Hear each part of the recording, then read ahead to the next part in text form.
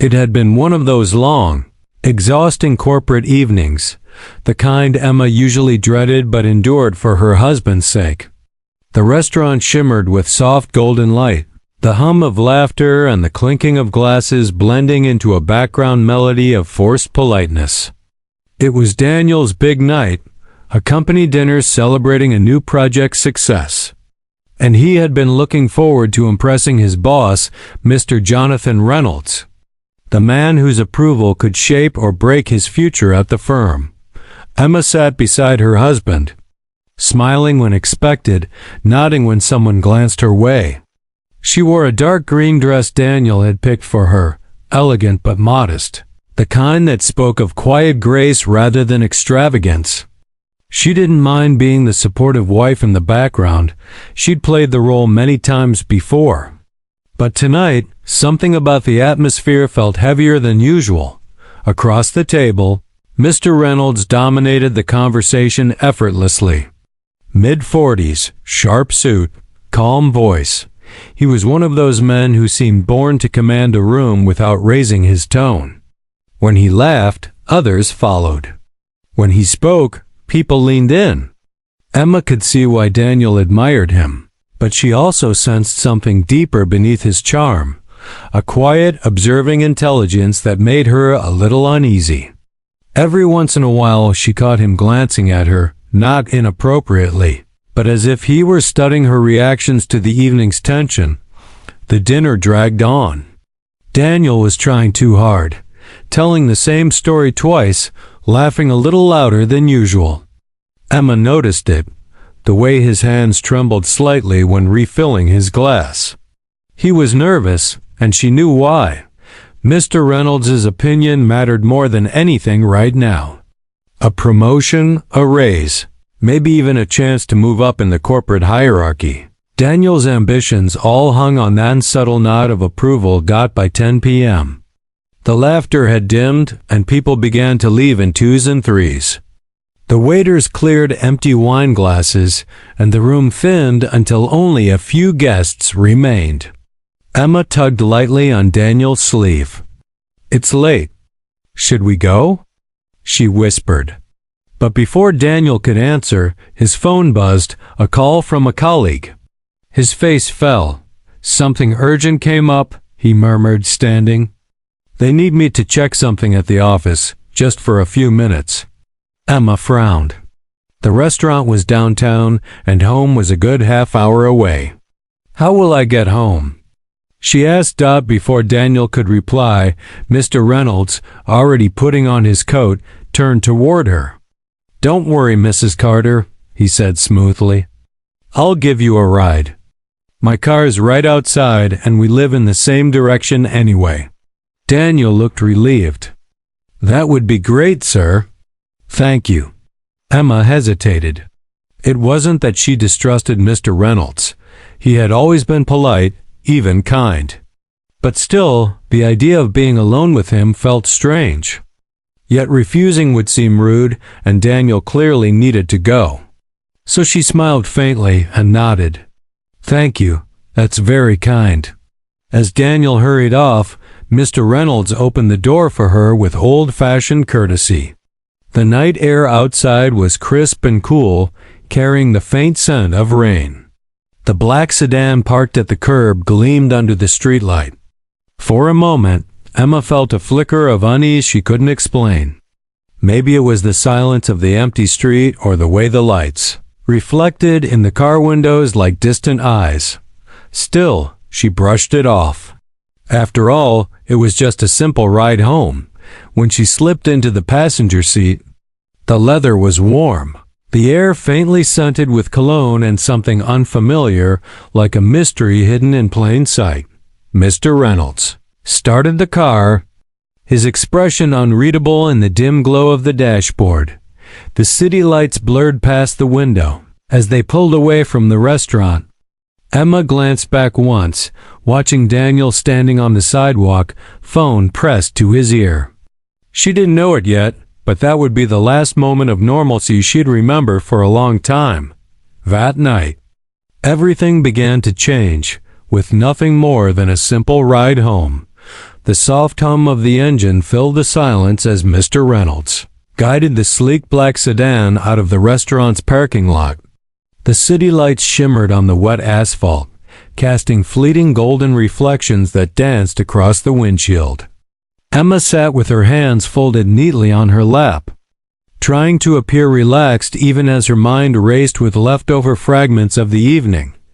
Daniel's nervous smile, the laughter around the table, the way his boss had watched everything quietly, like someone reading a story no one else could see. For the first few minutes, neither of them spoke. The car's interior was warm, almost too warm, and the faint scent of leather mixed with a subtle cologne that made her dizzy in the small space. Finally, Mr. Reynolds broke the silence. "You handled yourself very gracefully tonight," he said, his tone smooth and deliberate. "Company dinners can be exhausting." Emma smiled politely, glancing out the window at the passing buildings. "They can be, yes, but I'm used to them.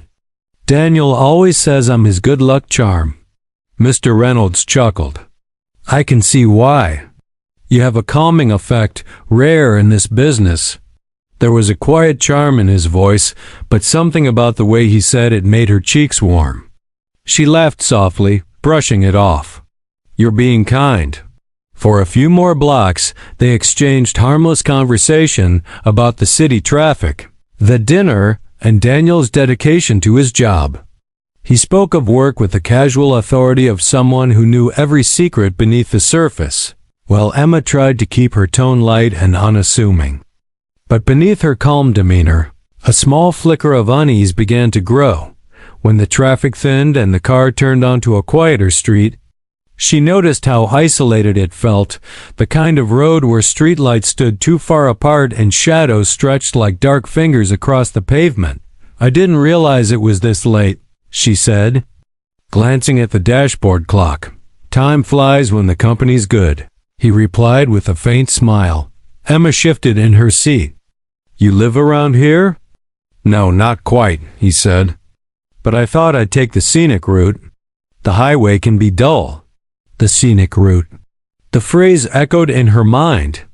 She tried to laugh, to make it sound like she didn't notice how the road seemed to be heading away from her neighborhood instead of toward it. "Well, as long as I make it home before Daniel does, or he'll start worrying," she joked lightly. He smiled, eyes fixed on the road. "I'm sure he trusts you're in good hands." Something about the way he said it made her heart beat a little faster. His voice wasn't threatening, but it carried weight, calm, deliberate, almost testing her reaction. She turned to look at him, studying his expression in the dim dashboard light. His face was unreadable, not cold, not warm, just steady. To fill the silence, he began asking questions. "How long have you two been married?" 8 years, she said softly. 8 years, he repeated, nodding. "That's impressive. You must know him very well then." She smiled. "I like to think so." "Good," he murmured, more to himself than to her. It's rare to find loyalty like that. The way he said loyalty lingered in the air. Emma didn't understand why, but a strange feeling settled in her chest, like a quiet alarm she couldn't quite hear but could definitely feel. She forced a small laugh, pretending not to notice the tension building between his casual words. Outside, the city began to fade, replaced by long stretches of dimly lit roads, fewer cars, and the soft sound of rain starting to tap against the windshield. Emma looked out the window, trying to recognize where they were. She could see her reflection faintly in the glass, calm face, steady eyes, but a growing tightness in her throat. "I think we passed my turn a few minutes ago," she said, keeping her voice careful. Mr. Reynolds didn't answer immediately. His eyes stayed on the road, his hand steady on the steering wheel. Then, in a voice low enough to make her heart skip, he said, "I know. There's something I need to tell you, Mrs. Carter. Something about your husband." Her breath caught. The world outside blurred into streaks of light and shadow as the car glided forward, quiet, Enclosed and suddenly far too small. The simple ride home had just become something else entirely. The rain had begun to fall harder, soft drumming on the car roof like a whisper of warning. Streetlights flickered past, but fewer and fewer now, until the bright city glow faded into the muted shadows of the outer roads. Emma's heart was beating faster than she wanted to admit, but she tried to keep her voice calm. "Mr. Reynolds," she said softly, breaking the silence, "I think you missed the turn toward Maple Avenue. That's the quickest way home." He didn't look at her right away. His gaze stayed fixed on the road ahead, the wipers sliding rhythmically back and forth across the windshield. "I know," he said finally. "There's some construction work up there. I thought I'd take a detour, less traffic." His tone was steady, reassuring even, but something about it didn't sit right. Emma forced a polite nod, though her stomach tightened with unease. "Oh, I didn't realize. I haven't noticed any signs lately." "No," he said, smiling faintly. "They just started last week." It was such a small detail, but something about it felt off. He didn't live near her neighborhood. How would he know about recent construction? She didn't ask. Instead, she turned to look out the window, pretending to be interested in the rain as she secretly studied the surroundings. The streets were unfamiliar, narrower, the kind lined with trees that looked black against the misty night sky. Her hands tightened around the strap of her purse. "It's fine," she told herself. "He's just taking a different route." "Don't overthink." To distract herself, she spoke again, forcing a light tone. "You said earlier you had something to tell me." "About Daniel?" He exhaled deeply, eyes still on the road. "Yes," he said. "I wasn't sure if I should say it, but I can't keep quiet anymore." Emma turned to face him, confusion and apprehension twisting together inside her. "Say what?" He didn't answer immediately. The silence stretched between them, filled only by the hum of the car and the sound of rain. Then he spoke low, deliberate. "Your husband has been making dangerous choices at work. Choices that could ruin him. And you?" The words hung in the air like a slow-moving storm. Emma blinked, unsure she'd heard correctly. "I'm sorry?" she said with a shaky laugh. "I think there's been some misunderstanding. Daniel would never." Mr. Reynolds cut her off gently. "He's been involved in something he shouldn't be. And I have proof." She stared at him. "That's not possible." He glanced at her now, just for a moment. His expression was calm, too calm. "Emma, I've worked with Daniel for years. I know him better than you think. He's ambitious. And sometimes ambition leads people into dark corners." Her pulse was pounding. She didn't want to hear this, not from him, not here, in a car that suddenly felt like a cage. "Please, just take me home," she said quietly. He nodded slowly. "I will. But you deserve to know the truth before you walk back into that house." The rain outside intensified, blurring everything beyond the glass. Emma could barely make out the road anymore. The car slowed as they reached a long, winding hill, the kind of road that offered no easy turnarounds. She tried to steady her breathing. "You could have told me this at work. Or tomorrow. Why now?" He hesitated, his voice softer now, almost regretful. "Because I wasn't sure I could face him after tonight. And because you needed to hear it from someone who still respects him." Emma didn't know whether to be angry, scared, or confused. The man driving her home, her husband's boss, was speaking in riddles. And every mile they drove seemed to pull her farther from safety. As they climbed the hill, the lights of the city vanished completely, replaced by the vast darkness of the outskirts.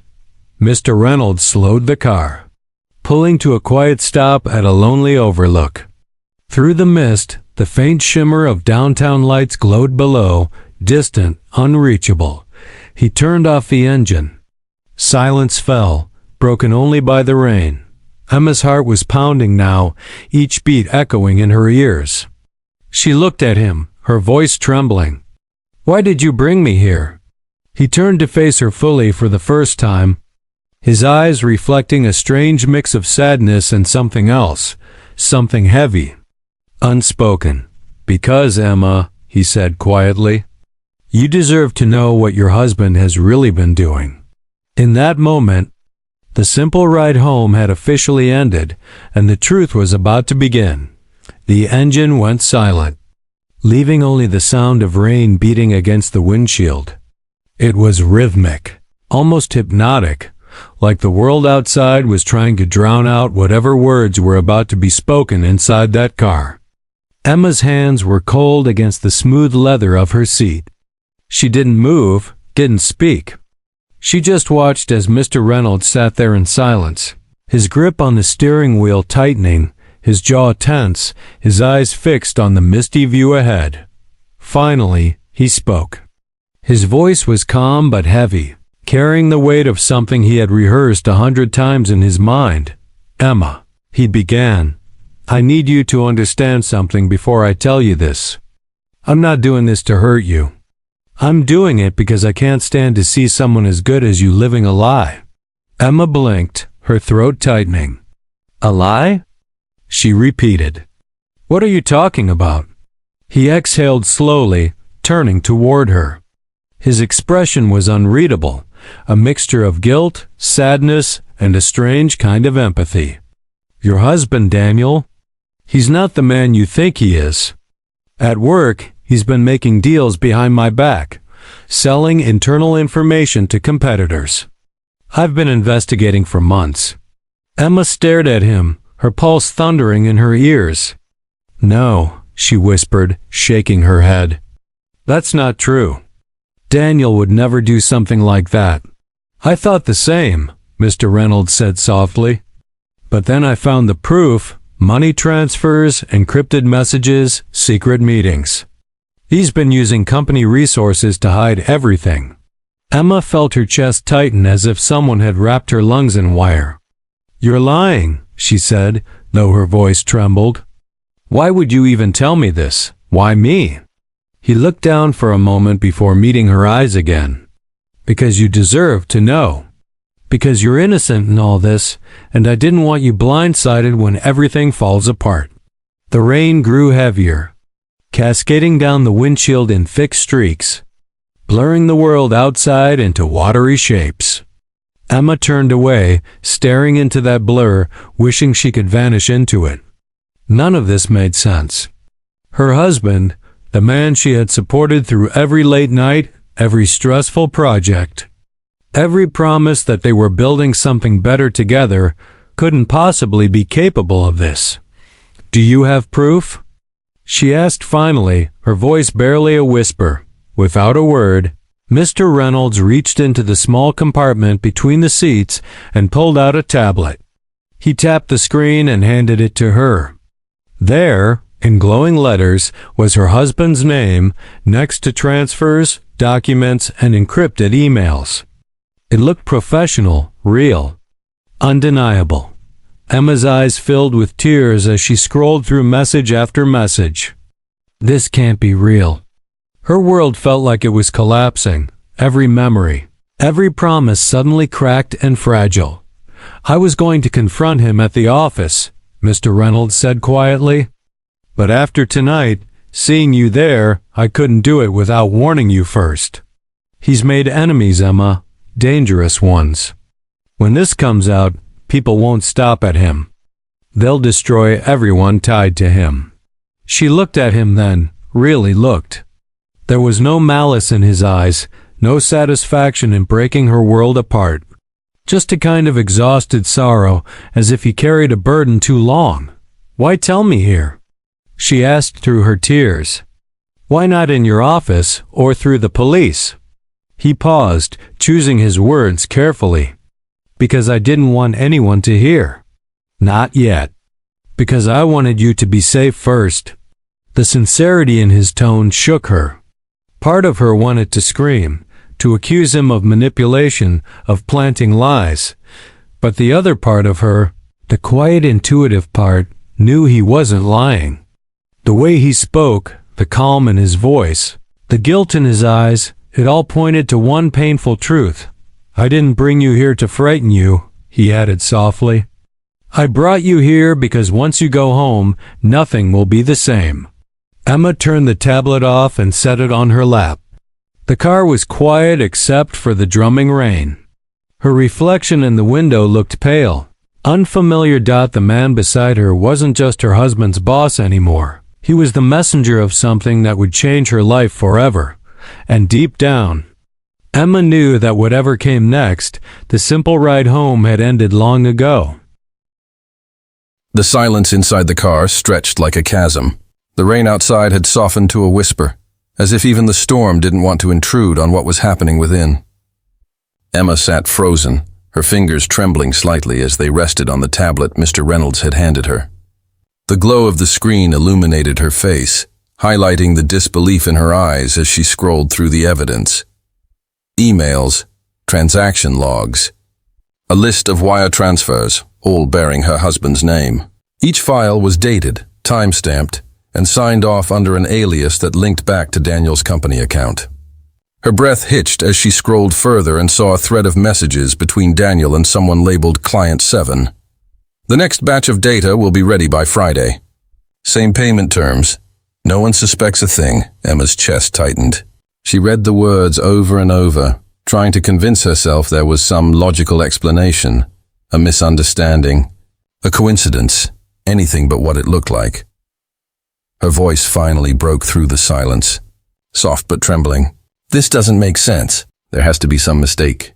Maybe someone used his credentials or—" Mr. Reynolds shook his head slowly. "I thought the same thing at first.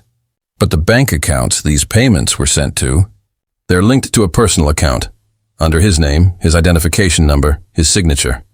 It's him, Emma." Emma pressed a hand to her mouth, trying to steady her breathing. "No, Daniel wouldn't do this. He's been working so hard for us, for his career. He's honest. He always said integrity was everything." Reynolds' expression softened. "I wish I was wrong. But he's been meeting with a rival company for months. The last transaction was just 2 weeks ago." The words hit her like blows, quiet, deliberate, and devastating. She turned toward the window, blinking back tears that blurred the city lights below. Everything she thought she knew about her husband, his long nights at the office, the urgent work calls, the sudden new expenses he brushed off as bonuses, now twisted into something darker, something real. Her mind raced. The late-night messages, the stress, the secrecy. Pieces of the puzzle she had ignored began snapping together in ways she didn't want them to.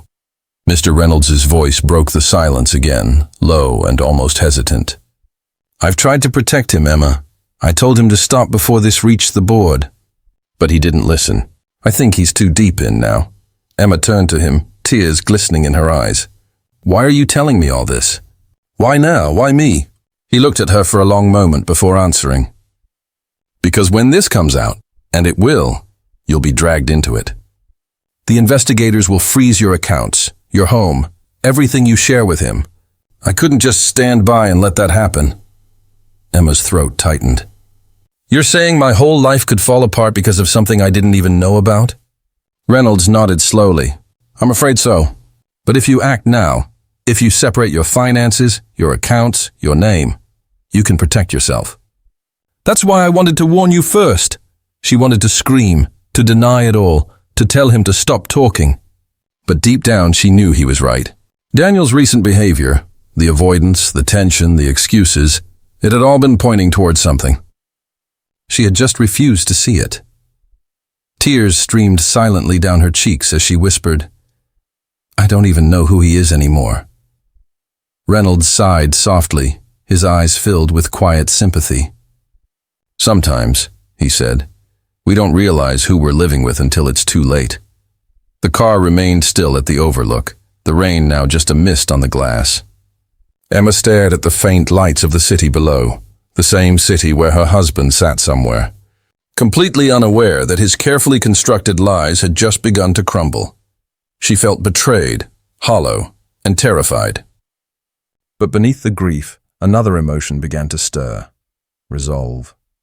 She didn't know what she was going to do yet, but she knew this. She couldn't pretend anymore. When Mr. Reynolds finally started the car again, neither of them spoke. The road home felt longer now, darker, colder.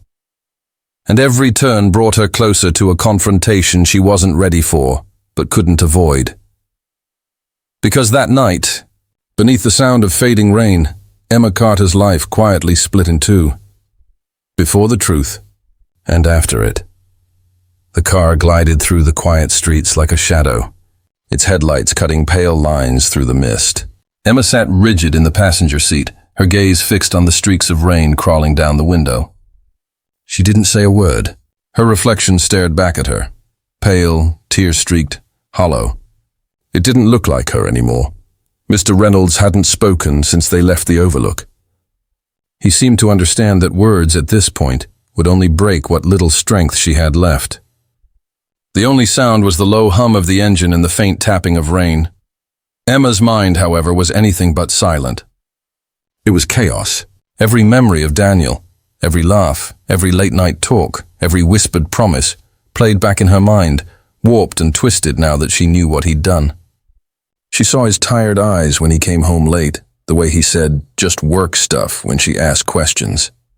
How many times had she believed him? How many times had she kissed him goodnight while he hid secrets behind his calm smile? Her throat ached, and before she could stop herself, the first sob escaped. Quiet at first, then breaking open like a wound. Mr. Reynolds glanced her way but said nothing. His grip on the steering wheel tightened slightly, not in irritation but empathy. He knew this part. He'd seen it before. The moment truth sinks in and grief takes over. I trusted him, Emma whispered finally, her voice cracking. I stood by him through everything. And he was doing this the whole time? Reynolds sighed softly, keeping his eyes on the road. Sometimes, he said, people do desperate things for reasons they can't admit. Greed, fear, pride, it all starts small. They think they can control it, until they can't. Emma shook her head, wiping her tears roughly. He lied to me. For months. He let me believe we were building something together. We bought a new car, we planned a trip, and all that time, it was paid for with money he stole. Her voice trembled on the last word, the realization cutting deeper each time she said it. Reynolds spoke carefully, gently. I don't think he meant to hurt you, but he crossed a line, Emma. And when that happens, there's no going back. She turned to look at him, her eyes filled with a raw kind of pain. Why are you even helping me? She asked suddenly. You could have let him face this alone. Why get involved at all? For a moment he didn't answer. The car slowed at a red light, bathing them in a wash of crimson. He finally turned to her, his expression solemn. Because I know what betrayal looks like, he said quietly. And I wouldn't wish it on anyone. There was something in his tone, something personal. Emma sensed it but didn't press. Her chest still heaved with quiet sobs, exhaustion settling deep into her bones. She leaned her head back against the seat, staring up at the ceiling, trying to breathe through the pain. Minutes passed in silence before she spoke again, her voice barely a whisper. What's going to happen to him? Reynolds hesitated. The board already suspects something. They'll investigate. Once they confirm what I've found, he'll be terminated, possibly charged. Emma swallowed hard, closing her eyes. And me? If you act fast, he said, you can separate your finances before they freeze assets. I'll help you, quietly. Her tears began again, slower now. Not out of heartbreak, but out of exhaustion. Everything she thought she knew about her life had been dismantled in the span of one ride home. The house, the marriage, the man, all built on lies. When they finally turned onto her street, the neighborhood was still. The soft orange glow from porch lights painted everything in an eerie calm. It was the same street she'd left hours ago, but now it looked foreign, like she didn't belong there anymore. Reynolds parked in front of her house but didn't move to open his door. Are you going to be all right? He asked softly. Emma stared at her home. Her husband's car in the driveway, the faint light glowing from the living room window. She took a deep, shaky breath. No, she admitted. But I have to be. She opened the door, the cold air hitting her tear-warmed cheeks. For a second she hesitated, then turned back to him. "Thank you," she said, voice trembling. Reynolds nodded. "Be careful, Emma. From here on, everything changes." She nodded faintly and stepped out into the rain. The door closed softly behind her, and the car slowly pulled away, its taillights vanishing into the fog. Emma stood there for a long moment, staring at her front door. The warmth of home waited inside, but it no longer felt safe. Not anymore. She wiped her tears, straightened her shoulders, and whispered to herself, half promise, half prayer. "Tomorrow, I find out the truth." Emma stood outside her home for what felt like an eternity, the rain soaking through her coat and dripping from her hair. Behind the soft glow of the living room curtains, she could see the faint silhouette of Daniel pacing. His movements were sharp, restless, like a man wrestling with secrets he could no longer contain. Her heart hammered in her chest. Every instinct screamed at her to wait, to think, to breathe. But she couldn't. Not anymore. The truth was clawing at her from the inside, demanding to be spoken. She reached for the door handle, turned it, and stepped inside. Warmth hit her first, then silence.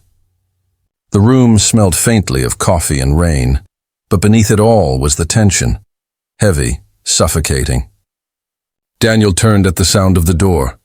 His face lit up with a practiced smile, one he had probably worn 100 times before. "Hey, sweetheart," he said, setting his phone down. "You're late. Did Reynolds give you a ride?" Emma didn't answer right away. She shut the door slowly, her fingers trembling against the handle. "He did," she said quietly. Daniel frowned, sensing something off. "Everything okay?" Her eyes met his, the same blue eyes she'd loved for years, eyes that now felt like strangers. "You tell me," she said softly. He blinked. "What do you mean?" "You've been lying to me," she said, her voice calm but trembling beneath the surface. "About work, about money, about everything." Daniel froze. The color drained from his face. "What are you talking about?" "Don't," she whispered. "Don't lie again." "He showed me everything, Daniel. The bank transfers, the messages, the meetings." For a long moment, he didn't speak. The silence between them stretched thin, fragile, about to break. Then he exhaled, a bitter, weary sound, and sank onto the couch. "So he told you," he muttered. Emma's heart cracked at the quiet confession. "Then it's true?" He rubbed a hand over his face. "It's not what you think," her voice sharpened. "Then what is it, Daniel? Because right now it looks like you sold company secrets and risked everything. For money." He looked up at her, eyes wide with a mix of guilt and defiance. "It wasn't supposed to be like this," he said, voice breaking. "I didn't start it. I was set up, backed into a corner.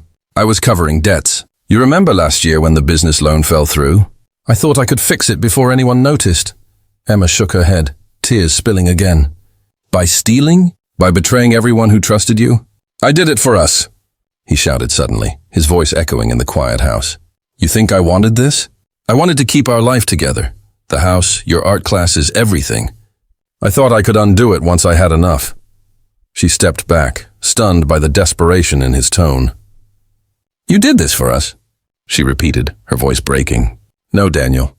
You did this because you couldn't admit failure." He stared at her, eyes glistening. "You don't understand." "I understand perfectly," she snapped, cutting him off. "You lied to me. Every night you came home and smiled like everything was fine, knowing you were building our life on stolen money." Daniel buried his face in his hands, shoulders trembling. "I was going to tell you," he whispered. "After the next deal. I just needed a little more time." "Time?" Emma said bitterly. "You're out of time, Daniel. The board knows. Reynolds knows. They'll come for you soon." He looked up sharply, fear flashing across his face. "What did he tell you?" "Enough," she said coldly. "Enough to know you've been living a lie and dragging me into it." They stared at each other across the room. Two people who had once shared everything, now standing on opposite sides of a crumbling life. Finally, Emma took a shaky breath. "Tomorrow, I'm meeting with a lawyer. I'm separating my accounts, the house, everything. I can't do this anymore. Daniel's voice broke as he stood. Emma, please. Don't do this. I can fix it. I'll turn myself in, It's too late, she said softly. You already did. For a moment, he just stood there. The man she'd loved, now small and broken, his eyes pleading for forgiveness she couldn't give. Then she turned away. Emma walked toward the stairs, her steps slow, deliberate. She paused halfway, her voice quiet but final. You were right about one thing, Daniel, she said without looking back. Everything we had was built on trust. And now, there's nothing left. She climbed the stairs as Daniel sank to the floor, his face buried in his hands, the sound of quiet sobs filling the empty room. For Emma, there were no more tears, only the cold, steady realization that the life she thought she had was gone. The ride home had ended hours ago. But the real journey, the one back to herself, had just begun. The morning after the confrontation arrived like a gray whisper. The house was silent except for the ticking of the kitchen clock, a small, ordinary sound that somehow felt unbearably loud. Emma sat at the table, her hands wrapped around a mug of untouched coffee. Her eyes were red but dry. She had run out of tears sometime before dawn. Upstairs, Daniel's footsteps moved softly, aimlessly, the slow pacing of a man who didn't know what to do next. He hadn't slept. Neither had she. Between them hung a silence thick enough to choke on. It wasn't anger anymore. It was finality. When he finally came downstairs, his face was pale, his eyes hollow. He looked at her as though hoping to find a trace of the woman who used to smile when he walked in. But that woman was gone. What sat before him now was someone different, quieter, colder, resolved. I'll be moving out tonight, she said before he could speak. Her voice was steady, almost frighteningly calm. He swallowed hard. Emma, please, she raised a hand. Don't. There's nothing left to say. You lied to me, to everyone, and now you have to face it. Daniel sank into the chair opposite her, his voice low. I'm going to tell the board everything. I'll take the blame, maybe. Maybe that'll protect you. A sad smile touched her lips. It's too late for protection, but at least you're doing the right thing now. He nodded weakly. I'm sorry. She stared at him for a long moment, then looked away. I know, she said softly, but sorry doesn't fix the truth. The hours that followed felt like moving through fog. Emma called her lawyer, spoke to the bank, and arranged to separate her finances.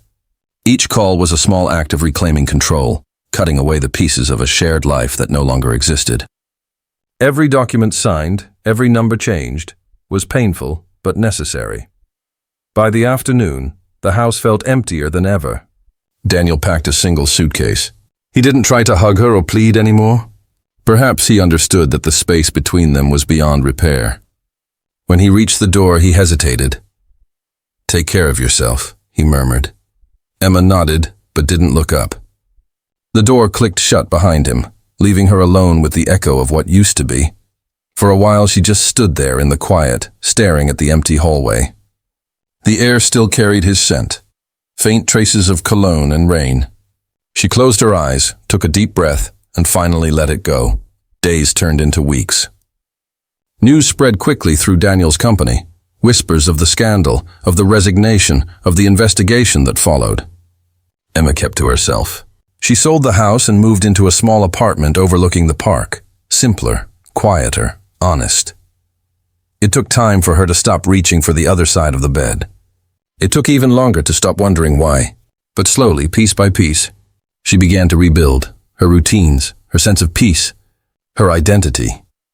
Sometimes she'd still see Mr. Reynolds's car passing near the office district, but she never approached him.